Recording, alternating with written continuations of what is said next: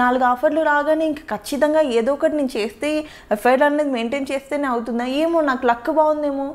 నేను ప్యాకప్ అయ్యేంత వరకు 3 o'clock midnight షూట్ చేయమన్నా నేను చేస్తాను. ఇంకొక అమ్మాయిలు చేయకపోవచ్చు, నేను కోఆపరేట్ చేయడం నచ్చిందేమో ప్రొడక్షన్కి, అందుకని కంటిన్యూ అయ్యానేమో. మెంటలీ అసలు అనవసరమైన చెత్త అంతా క్రియేట్ చేసి స్లాబ్ పెట్టడం తప్పితే ఏం లేదు దీనికి. ఇంకా లక్కీగా మా హస్బెండ్ అనేవాడు లవ్ మ్యారేజ్ కొంచెం ఎక్కువ అర్థం చేసుకుంటాడు కాబట్టి నేను బ్రతికిపోయాను. ఈ పిచ్చి రూమర్స్ వల్ల ఒకవేళ అటు ఇటు మెంటాలిటీ ఉండి కొంచెం అనుమాన పోవడం అయితే ఈ పాటికి వదిలేసేవాడు నన్ను. అలా ఉంటాయి అన్నెసరీ థింగ్స్ అసలు లేనివి. నేను టైంకి వెళ్ళి నేను పొద్దున్న 7 o'clock ఉండమంటే 9కి షార్ట్లో ఉన్నంటే నేను 8:45కి ఉన్న డేస్ కూడా ఉంటాయి. ఎందుకు ఉండరు షార్ట్లో? ఎవరు చూసారు, ఎవరు మాట్లాడారు చూడకుండా ఉండను వాళ్ళు. అసలు ఆ ప్రొడక్షన్లో కొన్నిట్లలో నేను చేయలేదు, వాళ్ళు కూడా ముందే డిసైడ్ అయిపోతారు. అలా ఎవరికి నచ్చినట్టు వాళ్ళు రాసుకుంటూ ఉంటారు అలా. సో ఫ్రస్ట్రేషన్ మనుషుల ఫేస్ని చూసి వాళ్ళు ఎలా ఉంటున్నారో చూసి మనం డిసైడ్ చేయలేము. నేను ఆల్మోస్ట్ 2-3 times అయినా చూసి ఉండొచ్చు మీ స్టేటస్ కావచ్చు, పిక్స్ కావచ్చు. అంటే మనిషిలో ఒక ప్లెజెంట్నెస్ అనేది అది గాడ్స్ గ్రేస్. ఎప్పుడు నవ్వుతూ హ్యాపీగా ఉండగలగడం, అందంగా కనిపించగలగడం, చూడగానే ప్లెజెంట్గా కనిపించగలగడం అనేది దేవుడిచ్చిన వరం. అలాంటి వాళ్ళకి ఏ కష్టాలు లేవని జనాలు అనుకుంటారు. బట్ ఎదురుగా మీరు ఖచ్చితంగా వాళ్ళు అంత స్ట్రాంగ్ కాబట్టి ఆ నవ్వులో వాళ్ళు ఎంత కష్టానైనా దాచుకుంటారు అన్నది మిమ్మల్ని చూసిన తర్వాత మళ్ళీ ఒకసారి ప్రూఫ్ అయింది నాకైతే. సీరియస్లీ హార్ట్ మెల్టింగ్ స్టోరీ అండి. చాలా కష్టపడ్డారు. ఈవెన్ నేను అనుకున్నాను, బట్ కంప్లీట్గా మిగతా వాళ్ళు జడ్జ్ చేసినా నేను జడ్జ్ చేయలేదు. మీరు అంత కష్టపడ్డారంటే నాకు కొద్ది గొప్ప మీ గురించి తెలుసు, అంటే మీ సిస్టర్స్ గురించి. అండ్ మీరు హార్డ్ వర్క్ చేసి పైకి వచ్చారు. అంత ప్యాషన్ ఎవరికి ఉంటుంది, అంత హార్డ్ వర్క్ చేయాలని ఎవరికి ఉంటుంది చెప్పండి? ఎవరైతే అంత అవసరం, అంత కష్టం నుండి వస్తారో. ఏ సెలబ్రిటీని పెద్దవాళ్ళని తీసుకున్నా కూడా మనం చెప్పొచ్చు, టాప్ మోస్ట్ సెలబ్రిటీస్ అయినా కావచ్చు, కష్టపడి వచ్చిన వాళ్ళు చాలామంది ఉన్నారు. వాళ్ళు ఎంత ఇష్టపడి వచ్చినా కూడా కష్టాలను చూసిన వాళ్ళు ఉంటారు.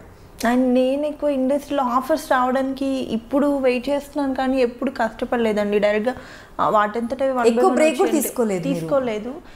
సిస్టర్ అయితే రజిత చాలా కష్టపడింది. తనైతే 250 రూపీస్కి కూడా ఏదో డూబ్గా చేయమంటే చేయడం, పెద్ద పెద్ద కొండలు ఎక్కమంటే ఎక్కడము, జస్ట్ ఒక రెమ్యునేషన్ పర్ డే 250 ఇస్తా అంటే కూడా కష్టపడింది తనైతే. ఇప్పటికీ ఈ మధ్య మదర్ రోల్స్ చేస్తే తను కొంచెం బిజీ అయింది, కానీ మొన్నటి వరకు తనకు కూడా అసలు ఆఫర్స్ లేవు. తన పాప మొన్నటి వరకు కూడా స్ట్రగుల్ అవుతూనే ఉండేది.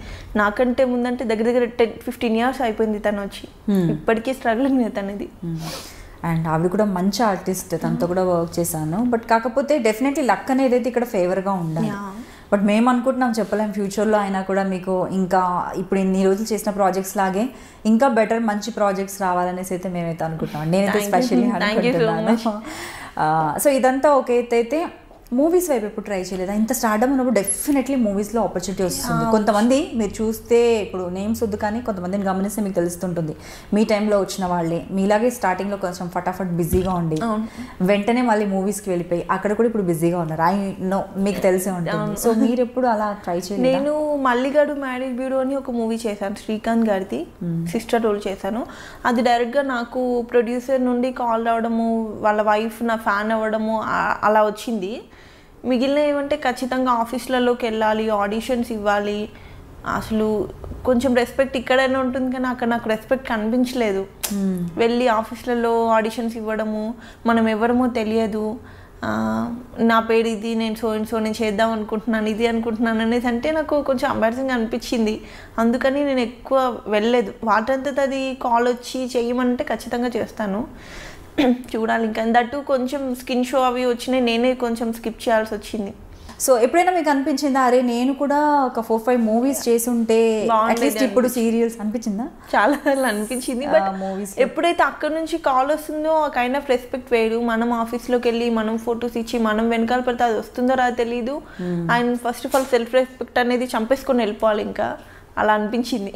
అవునా? అంతలాగా సెల్ఫ్ రెస్పెక్ట్ చాపుకునేంత ఏముంటుందండి? ఇప్పుడు సీరియల్స్ అంటే నాకు కాల్ చేశారు, నెక్స్ట్ ఇలా స్టార్ట్ అవుతుంది ఈ టైం నుంచి, లేకపోతే ఒక స్క్రీన్ టెస్ట్, గెటప్ టెస్ట్ అంటుంటుంది, వెళ్తే షూట్కి వెళ్దాము, ఇదే లేదంటే వేరే వాళ్ళని తీసుకున్నామంటే అయిపోతుంది. బట్ మూవీస్కి వచ్చేసి ఎక్కువ సర్కిల్ లేదు నాకు. First of all through coordinators వెళ్ళాలి, వాళ్ళు ఫొటోస్ ఇవ్వమంటారు, ఆడిషన్ ఇవ్వమంటారు, మనం ఏదో కొత్తగా వచ్చినట్టు అప్పుడే డైలాగ్ చెప్పాలి.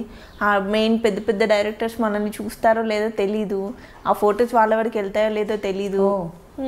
ఈ ఆడిషన్ చేసిన ఇస్తారో లేదు తెలీదు.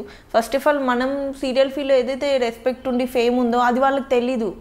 మనం ఇక్కడ మినిమం ఉన్నది రెస్పెక్ట్లో హ్యాపీగా ఉన్నాం, అక్కడ పోయి చీప్ అవడం ఇది ఎందుకని ఇంకా నేను స్కిప్ అయిపోయాను అనమాట. ఒకవేళ డైరెక్ట్గా అక్కడ నుంచి కాల్ వచ్చి ఈ పలానా రోల్కి అనుకుంటున్నాం చేస్తానని అడిగితే నేను ఎప్పటికైనా చేయడానికి రెడీ. చూడాలి ఇంకా. సో ఇప్పుడైతే బేబీతో మీకు సరిపోతుంది టైం, ఫ్రీ టైం అనేది చాలా తక్కువ. సో జనరల్గా ఫ్రీ టైం అంటూ ఉంటే ఎప్పుడైనా ఆలోచించారా నాకు ఫ్రీ టైం ఉంటే నేను ఇది నేర్చుకోవాలి, నాకు ఫ్రీ టైం ఉంటే ఇది చేస్తే బాగుండు అనేసి ఎప్పుడైనా అనిపించింది? కాలేజ్ డేస్ కూడా మిస్ అయ్యారు కదా మోస్ట్లీ, సో అనిపించింది ఎప్పుడు? నాకు బెల్లీ డాన్స్ అండ్ జిమ్నాస్టిక్స్ అంటే చాలా పిచ్చి, అదొకటి ఉండిపోయింది. బట్ కొంచెం బాబు పెద్దగా నేను వాడిని తీసుకొని వెళ్ళిపోతాను నేను నేర్చుకోవడానికి, ఫిక్స్ అయిపోయాను మెంటల్గా. Okay okay. సో మీరు మంచి డాన్సర్ కూడా, రంగంలో కూడా మంచి మంచి డాన్స్ పర్ఫార్మెన్సెస్, అండ్ మీ డాన్స్తో ఆపి చూసిన వాళ్ళు కూడా ఉన్నారండి. టీవీ అంటే బాగా చేశారు, మంచి ఈజ్ డాన్స్లో ఉంది, ఆ జీల్ అనేది కనిపించేది. మీరు ఇప్పుడు చెప్పే వరకు కూడా నిద్రలేని రాత్రులు ఉండి ప్రాక్టీస్ చేసిన డాన్స్ అని మాకైతే ఐ డింట్ ఎక్స్పెక్ట్. ఎవరికే తెలియదు కదా, చెప్తేనే తెలుస్తుంది. అంతా ఆఫ్ స్క్రీన్ స్ట్రగుల్స్, అది కనిపించవు వినిపించవు. సో అయినా కూడా వాటిల్లో ఆ ఎక్స్ప్రెషన్ కావచ్చు, ఆ లుక్. స్పెషల్లీ ఫర్ రంగం అయితే ఇంద్రనీల్ అనే నాకు పెయిడ్ ఉండేవాళ్ళు, ప్రాక్టీస్కి రమ్మని అంటుండేవారు. నాకేమో 3 ప్రాజెక్ట్స్ ఉండేవి, ఆయన ప్రాక్టీస్కి రమ్మని గోల పెట్టేవాడు, నేను వెళ్ళకపోయేదాన్ని. ఒకవేళ వెళ్ళినా కూడా డే అండ్ నైట్ ఇలా ఉండి కొంచెం టైర్డ్గా ప్రాక్టీస్ చేసేదాన్ని, తను బాగా ఇబ్బంది పడేవాడు నా వల్ల. ఫైనల్గా అవుట్పుట్ అయితే బాగానే వచ్చేది. మ్యాక్సిమం ఒక పర్ఫార్మెన్స్ ఎఫర్ట్ అంతా తనే పెట్టేవాడు, గెటప్స్ గురించి కానీ ఇది కానీ. ఇంకా బయట ఈవెంట్స్ షోస్ అంటారా, చిన్నప్పటి నుంచి ఇంకా సిస్టర్ వాళ్ళను నేను వెళ్ళను డాన్స్ చిన్నప్పటి నుంచి చేస్తూనే ఉండేదాన్ని కాబట్టి అలా వచ్చేసింది. ఇంకా మీకు చాలా ఇష్టం కదా. సో నేను విన్నాను ఒక్కొక్కరు చెప్తుంటారు ఆ రంగంలో కూడా ఇంత మంచి డాన్స్ చేశారు, మీకు ఎందుకు రాలేదు, మీకు మిమ్మల్ని చూస్తే నాకు అది మళ్ళీ అడగాలనిపిస్తుంది. సో అంటే వీటిల్లో ఎవరైనా ఫిక్స్ అయిపోయి ఉంటారా ముందుగానే వీళ్ళే ఖచ్చితంగా విన్నర్స్ అది ఇదని? నిజంగానే ఆనెస్ట్గా ఈ షోస్లో అవార్డ్స్ రివార్డ్స్ అవి ఉంటాయా? మేబీ ఉండొచ్చు, ఉండకపోవచ్చు. నిజంగానే సీరియస్లీ నిజంగానే మేము యాక్చువల్లీ విన్ అవుతామని అనుకున్నాం రంగంలో. మేబీ ఫైనల్ పర్ఫార్మెన్స్ సరిగ్గా చేయలేదు తెలీదు, నిజంగానే ఫిక్స్ అయిపోయి ఉన్నారో లేదా అది నిజంగా క్లారిటీ. నాకు అప్పుడు మెచ్యూరిటీ లెవెల్స్ చాలా తక్కువ, అప్పటికి నేను వచ్చి 1-2 years అయింది అంతే ఇండస్ట్రీలో. ఉండొచ్చు, ఉండకపోవచ్చు సీరియస్లీ ఇప్పటివరకు. ఎందుకంటే అంత హై రేంజ్లో ఛానల్లో మనం ఇన్వాల్వ్ అయింది లేదు. ఆర్టిస్ట్ అంటే వచ్చామా సెట్ వరకు చూసుకున్నాం అంతే ఉంటాను నేను. ఏమో. సో ఒక ప్రాజెక్ట్ మీ దగ్గరికి వచ్చినప్పుడు మీరు ఏం చూస్తారు? మీ క్యారెక్టర్ చూస్తారా, ప్రొడక్షనా, డైరెక్టరా, లేదంటే కో ఆర్టిస్టా, మీ పేరా? నా అవన్నీ ప్రొడక్షన్ అండ్ స్టోరీ, క్యారెక్టరైజేషన్ అంతే.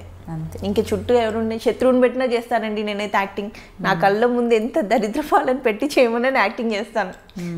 అంటే ఫస్ట్ ఆఫ్ ఆల్ అది మనకు అనవసరమైన విషయం అనిపిస్తూ ఉంటుంది నాకు. సో మీకు ఇచ్చిన పేర్స్ అందరు కూడా మంచి హ్యాండ్సమ్ హీరోసే, అందరు బాగా మీకు తగ్గట్లు మంచి లుక్ ఉన్న వాళ్ళు. సో మీకు బాగా కంఫర్టబుల్ గా అనిపించిన పేరు? నాకు బాగా ఆలోచించుకొని చెప్పండి, వాళ్ళని ఇప్పుడు పిలవాలి నేను నెక్స్ట్. నాకు నిరుపమ్ గారు comfort. First of all comfort చేస్తాడు పక్కన వాళ్ళని, ఎంత కంఫర్టబుల్ అయిపోయినా. రావట్లేదు నిరుపమ్ గారిని ఒకసారి అడిగాను. నందకిషోర్ గారు అండి, ఆనందకిషోర్ గారు and Viren okay, Siddhu, almost అందరు కొంచెం. సయ్యద్ కానీ, నాతిచరామి హీరో, ఆల్మోస్ట్ అందరూ కంఫర్టబుల్ అండి. ఎవరి వల్ల నేనైతే ప్రాబ్లం ఫేస్ చేసి ఇబ్బంది పడింది అయితే లేదు.